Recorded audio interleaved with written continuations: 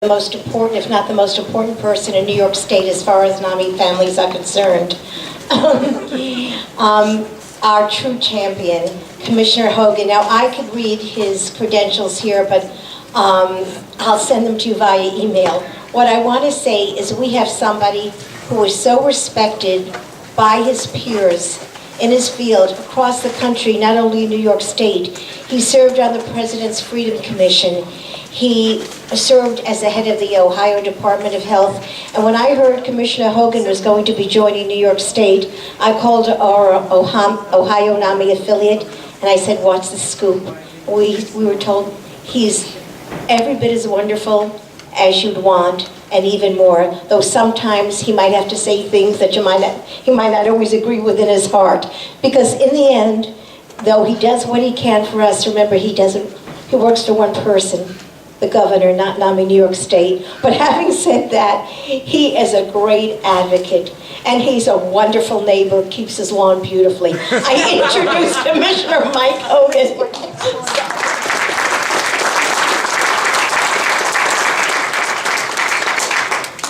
Thanks, Sherry. I'm sorry that I didn't get here in order to say this while former Commissioner Carpinello was still here, but it is very good to have her back engaged in this work. She brings a tremendous knowledge of these issues from her experience and the perspective of an advocate to her work with Senator McDonald, who's a very good man and is the grandfather of a couple of boys with autism.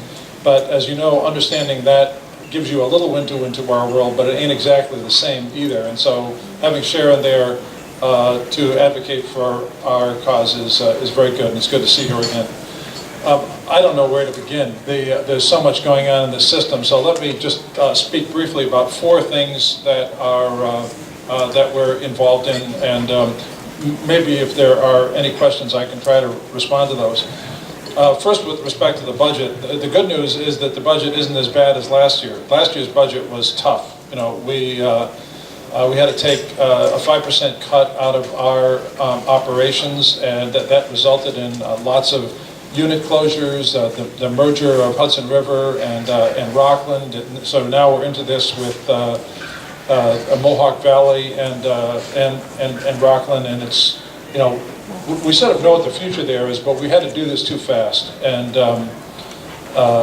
this budget is level, so we don't have a lot more of these dramatic cuts that we're facing in our system over the next year. Thank God for that.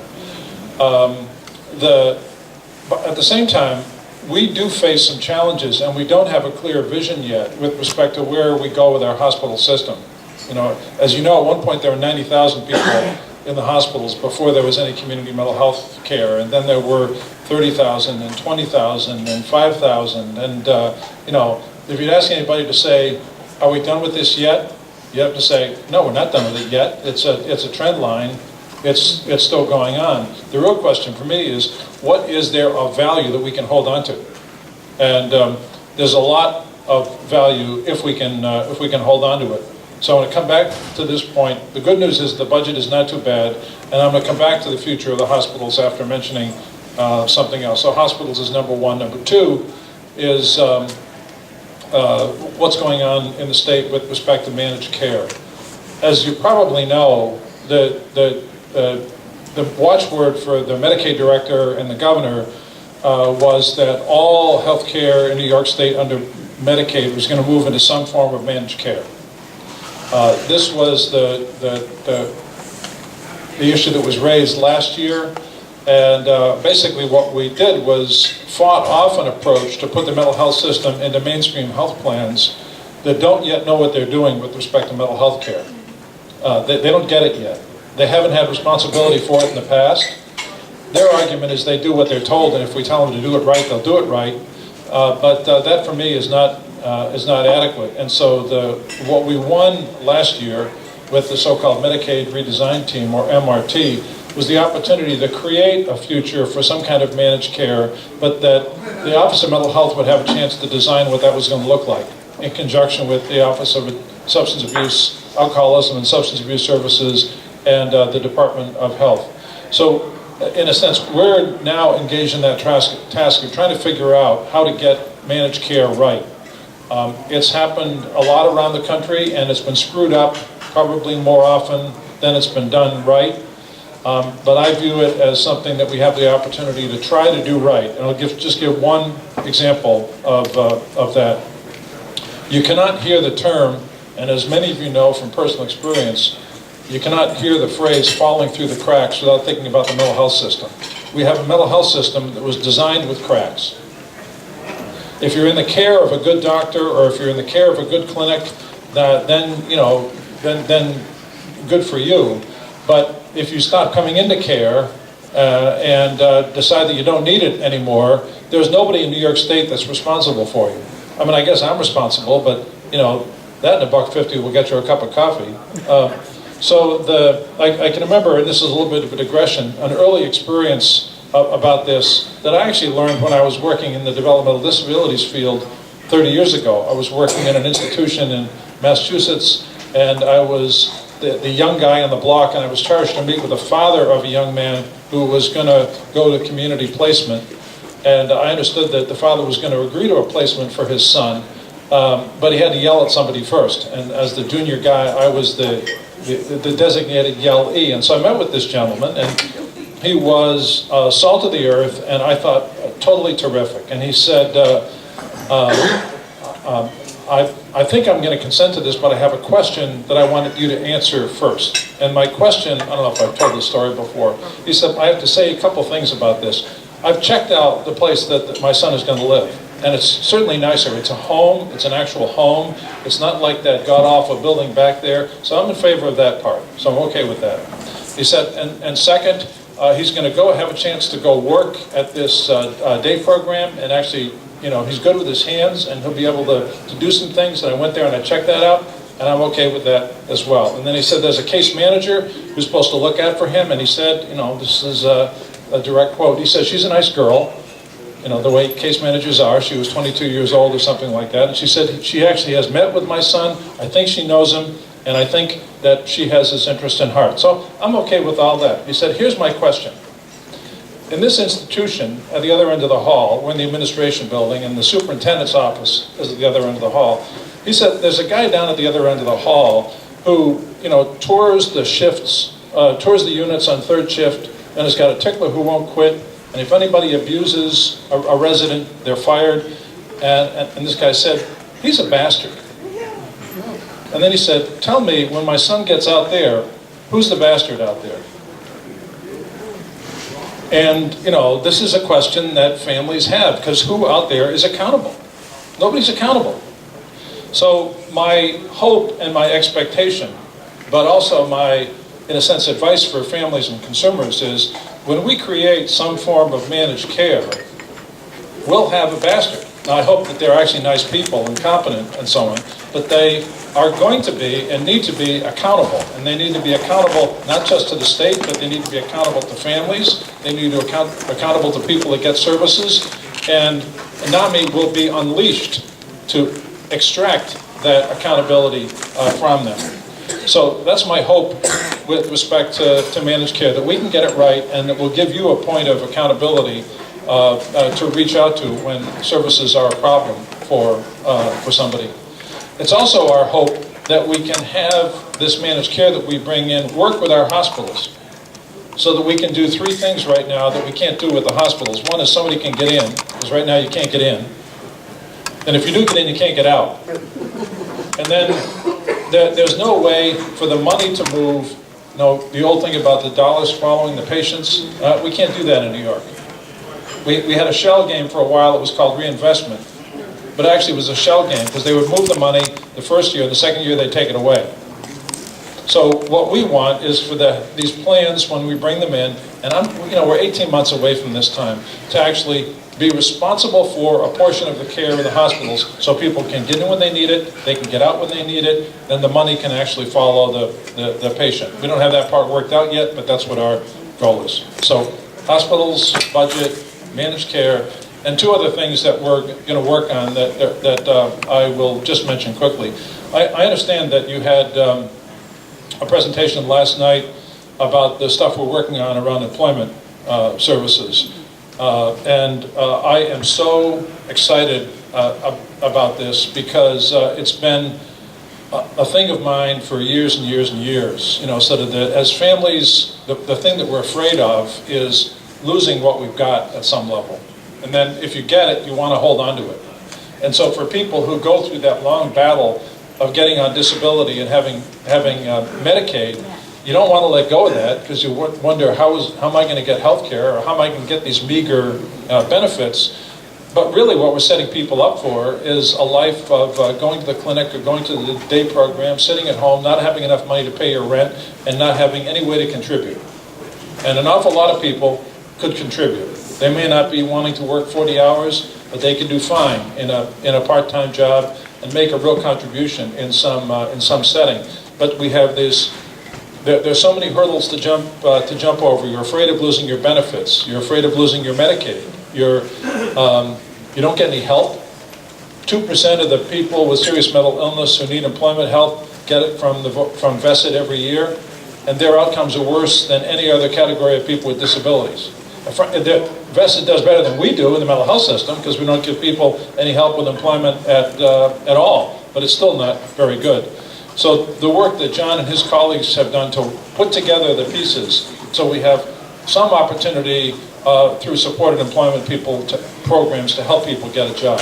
We've figured out now how to help people with their benefits so they can sit down and we can help them, for example, to get a Medicaid buy-in program where they can go back to work and keep their Medicaid.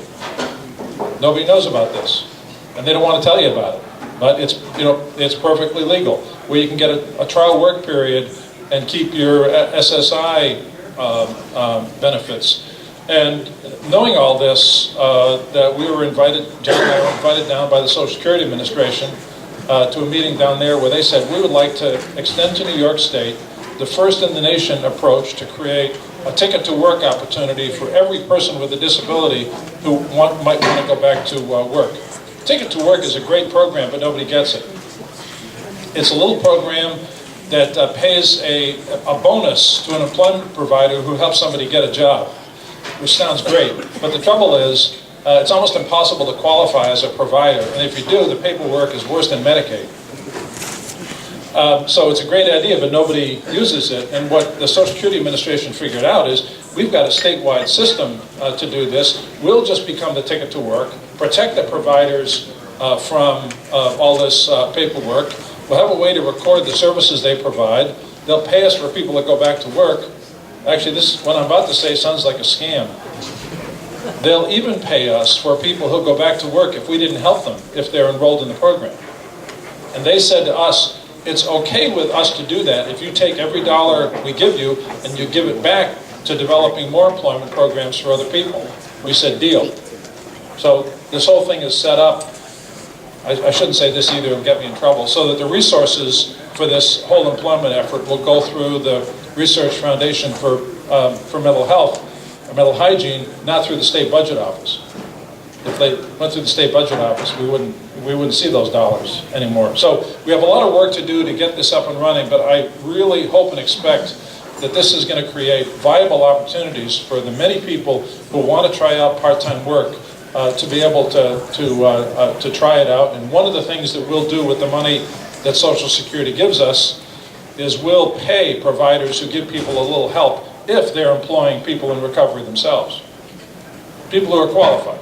Not everybody wants to go back and do that work, but if they are. So that's the third thing. And the last thing that I just want to make a mention of is something that, in a sense, is too late for many of us.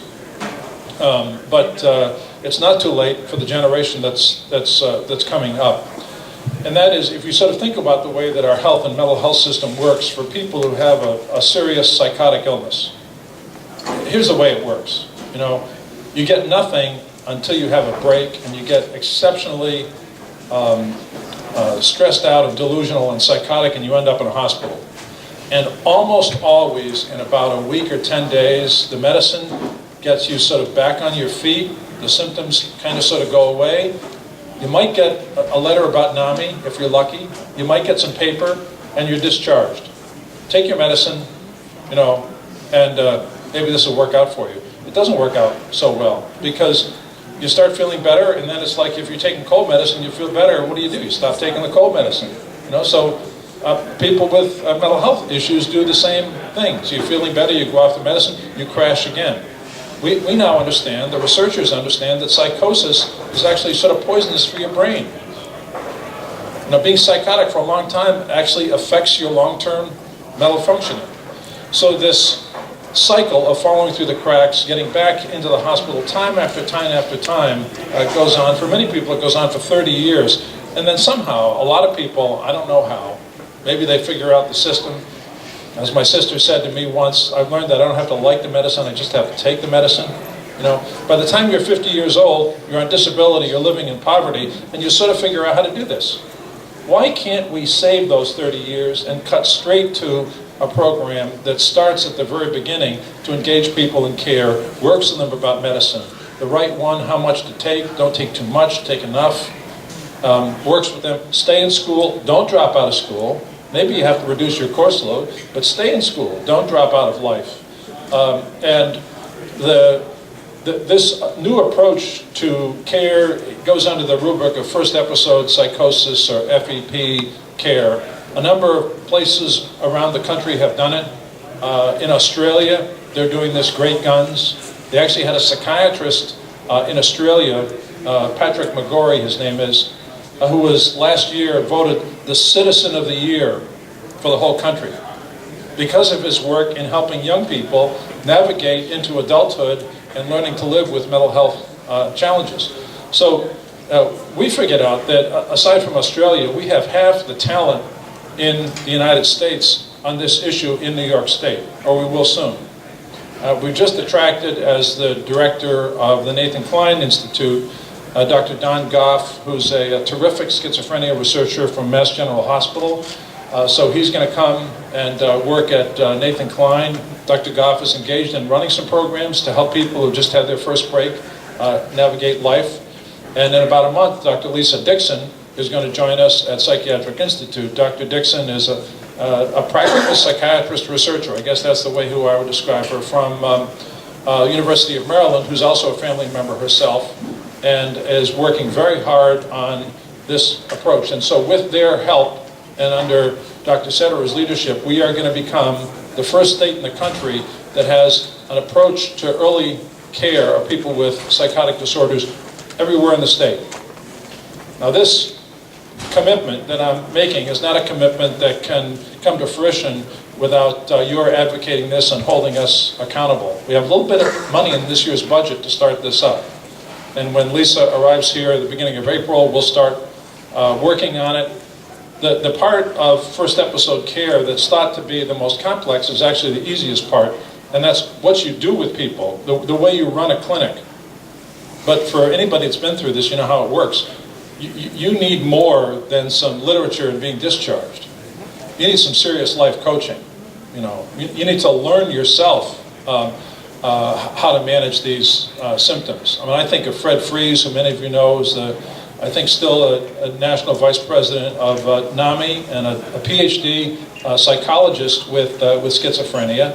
And you know, Fred has just learned over the years, or his wife Penny tells him, when is a day when he gets up that he better not leave the house. He's going to have to stay at home and deal with his health on that particular day, or when's the day that he can be going and speaking to health ministers around the world. So it's possible to learn how to do this, and the question for us is, can we get to a place where you don't have to have 30 years of falling through the cracks and repeated hospitalizations and losing everything to learn how to do this right. So I'm rambling a little bit. I'm not sure if any of that is what you wanted to hear. Yes, it is. Yeah. We can have some questions, but those who weren't here last night to hear from John Allen, the Special Assistant to Commissioner Hogan, talk about the social security program. What is it, bringing over $1 billion hopefully into the state is the estimate. It's revolutionary, and I'm proud to be part of New York State that's going to be kind of engaged in this pilot program. I'm also proud to be on the board of the Research Foundation for Mental Hygiene, who's going to approve it, I'm sure. And now we're going to have a few questions for the Commissioner, and I know Andrew Sperling had the first question, then we'll head over there. Yeah, I'm sorry, Mike, I didn't want to put you on the spot, but Clarence and Ralph and I are going to talk about supportive housing in a minute, but I wonder if you could update the audience here on where the department is with initiatives around supportive housing and the losses with adult care homes, and what's the status on that? Well, so let me give the update on supportive housing first of all. So here's the good news and the bad news. New York State has developed more housing of all kinds for people with a mental illness than the entire HUD Section 202 and 811 programs nationally. 35,000 units of one kind or another. And Ralph Fasano was here, who has done some of the best of that. And we've moved from early, an emphasis on group homes and so on to supported housing. But we've done more than any state in the country, and we've done more, arguably, than the federal government. So this is good. No, right? Bad. It's not good. From 2002 to 2007, affordable housing on the private marketplace, we lost 40,000 units in New York City alone, where nobody can afford an apartment, let alone if you're, living on SSI. So the good news, in a sense, in the budget is the budget does commit. If you read the fine print, it says 5,100 units of supported housing over the next 3 years, something like that. So this is really good, and it's really important for you to say to legislators, we want to see that go forward. They actually haven't given us all the money to do that, but they have promised that they would do it. So there's some good news there. So I guess things are pretty good within OMH for getting back in the supported housing, business development more rapidly. But we still really don't have a statewide strategy. And as you know better than anybody, we still don't really have a national strategy. And we need more help from HUD to get this off the ground. With respect to the adult home problem. So this is a case that was brought, people that were living in or dumped in, depending on your point of view, adult homes, a lawsuit to get them out. There was a judgment against the state ordering us to do this. The state in the last administration thought it went too far, appealed it to the federal appellate court. They issued a stay in the case, which means, don't do anything. And a year later, they still haven't issued an opinion. I don't know how courts get to do this, but so we still haven't heard from them. What happened to the money? Is the money still in the budget? It's there mixed up with everything else. The money is still sort of there, but we don't have a discrete chunk of money in order to do this. The administration has said, and actually maybe I shouldn't be the one to say this, it probably should come from the governor or somebody else, but the governor, I believe, within the next month, will sign an executive order committing New York State to develop a tangible plan to come into conformance with the Olmstead decision. And this will be a plan that goes across the different agencies, health, developmental disabilities, OMH, to essentially make, as a matter of official state policy, what the Supreme Court has said, that if a person is able to live in the community, they have to be given that opportunity. And as a part of that, we'll be working to develop a plan to make that real. The administration is going to do something about the adult home case, but deciding exactly what to do, and there are plaintiffs, courts, federal government, all those parties out there. So I don't know what the solution to that is exactly going to be, but there'll be something that is proactive that I think responds to that. I understand the old Olmstead, for those that don't know, is the least restrictive setting. However, if you do build more housing, will there be support services so people just aren't dumped? Yeah, and it's a good question, and it's an awfully complicated one. The reality is that we know that the group home approach, or the halfway house approach, which we started out with 25 years ago, it sort of works, but then people are ready to move on. And when they're ready to move on, you have to go through the discombobulation of moving, because you don't need that level of care anymore. And I had this experience very on in my career. It was actually in the context of Brewster in Western Massachusetts, this lawsuit. And I went to visit a guy who I'd known when he was in the hospital. He was out living in a sort of a mini group home like we have for developmentally disabled people. And he looked great, and he seemed together. This guy had never had a good day in the hospital, and he never let the other patients have a good day, or he was just a real pain and was having a horrible time. And he looked like he really had it together. So I'm talking to him, and I asked him the mental health professional's fatal question, which is, you look pretty good. Are you going to move on and get your own place? And he says to me, honest to God, are you crazy? He says, they treat me like a king here. Why would I want to move on from this? And I say to myself, okay, Earth to Mike, this is a little feedback. So we do less of the group homes, but for an awful lot of people, renting them an apartment is not enough.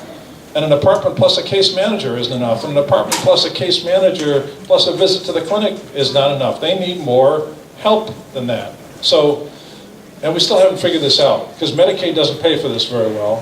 One of the things that we're thinking about doing with staff in our psychiatric centers is we have a lot of very experienced direct care staff who would make a very good, mobile community team to go out with people when they leave the hospital and stay with them until they get settled and be able to come back in for a few months. And usually in a few months, people are able to make it on their own. So we intend to do that, but we really don't have a systematic solution for that problem yet.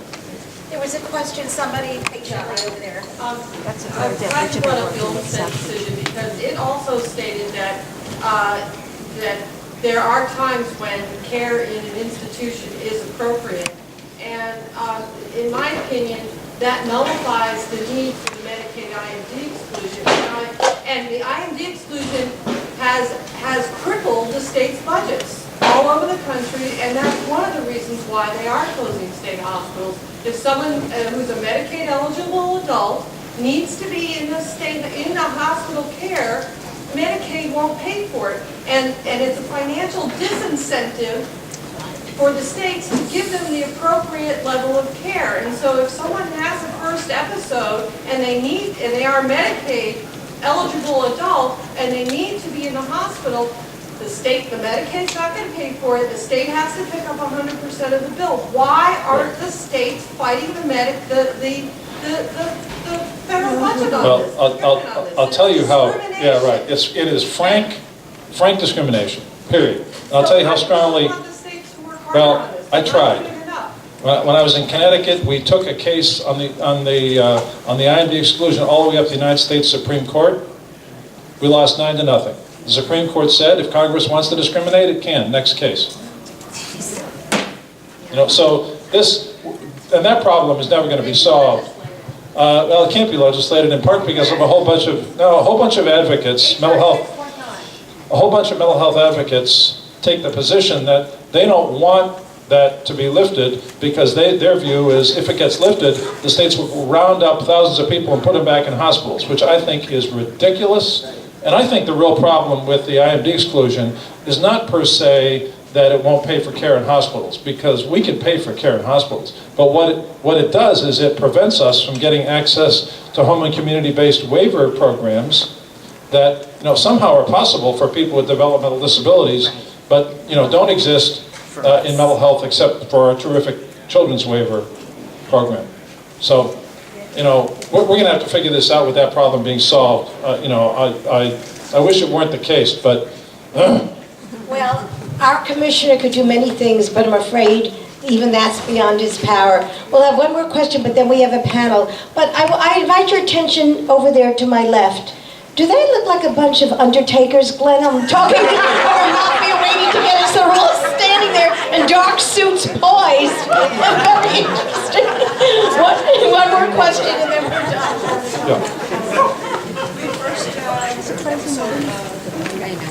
Yes, first episode, yes. The word they used was engaging person. Yes. And that's exactly when people end up in this community hospital, which is not really equipped, they have a psychiatric unit, but they're not really equipped to do very deep work and stabilize people and send them out to the community and say, go to your clinic and take your medicine. And engaging the person to help them understand the illness and Yes. understand what they're dealing with. The other thing I was going to mention is that why don't we have a waiver like the CBI waiver? Right. Yeah, that's because of institutional discrimination in the Congress.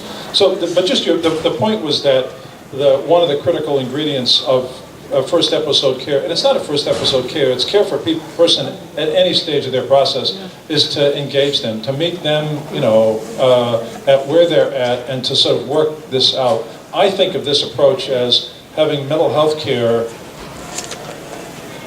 function in a way more like what you'd expect if you go to a modern cancer center. If you go to a modern cancer center, family is welcome. family is not shunned. You know, choices are provided. You have options for your care. They might say to you, for this condition, we can go this way with surgery, or we can go this way with radiation, or we can wait a little bit and see. We recommend this, but you might not be comfortable with that. We can have plan B. So here's what I would say about this. I would stay tuned, you know, I know you will at a state level, but in your local NAMI groups as well, and just be watching and be in touch with us about developments that go on about starting this first episode program, because you ought to be the conscience and the advocates and the expertise for how this is done, because you know everybody here has learned this in the School of Hard Knocks. You know, the researchers and the scientists understand a lot about this, but this is going to need to be overseen at the community level. We're going to need to have your involvement to make this work with our part of it, but also with things like, you know, here's one of the other parts that we haven't thought through yet, but we know it's important. If somebody is in college or a community college, it's probably very important for them to stay in school and not drop out. But what support do they need on the college campus? They may have to cut back on their courses. They may need to have a place to go when they're stressed out. They may need to have a little, not treatment per se, but support at the college and university. Some colleges and universities are really good at this, and some of them, you know, didn't get the memo about that yet. So stay tuned and do what you do best, which is to advocate for yourselves and your loved ones, and maybe we can get this right. When is this happening? When does it happen? We have a little bit of money in this budget. Dr. Dixon is going to arrive at Columbia the beginning of April. We're going to start, you know, working on this with her. Dr. John Kane at LIJ is also leading a national research study on this, so we need to learn from him. I'll give you as an aside, I got invited by Dr. Kane to participate on an advisory group about something else, and I was learning a little bit about some of what they're doing with this program, and it sounded so common sense, and it never happens. So just, for example, people get a smartphone, you know, and you start by trying to develop a recovery plan, a life plan, a RAP, whatever you call it, but it's a treatment plan, but it's more than, so you've got a treatment plan, you know what your issues are, you know what you're working on, you get a smartphone, you get a message every morning from, you know, somebody back at headquarters. How'd you sleep? You know, do you have any concerns? Is your medicine going well? What's on your schedule today? And then, you know, you can just text back, and depending on what you text back, they'll either do nothing or they'll call you up. No, so just staying in touch, and kids are all using smartphones these days. Just as an example of a technology that is now being used, but it's not being used by us. This is something we have to think about building in. Anyway, I could go on this forever, but stay tuned. I think by this fall, there'll be something more, you know, maybe this is a topic for NAMI's fall conference, and, you know, we have a lot of work to do. Anyway, thanks for all you do. You know, I want to tell you, as tough as the budget is, we've done, relatively speaking, we've done quite well in NAMI and OMH, and it's thanks to our commissioner, who really, it's true. So on behalf of NAMI, we want to thank you for what you've done, what you're doing, and what we know you're going to do. Protect our grant and protect research. Because before the commissioner goes, let's give him our mantra. Research is our hope for the future. He can't hear you, louder. Research is our hope for the future. He's not. Commissioner Hogan, did you hear that? One more time. Research is our hope for the future. There you go.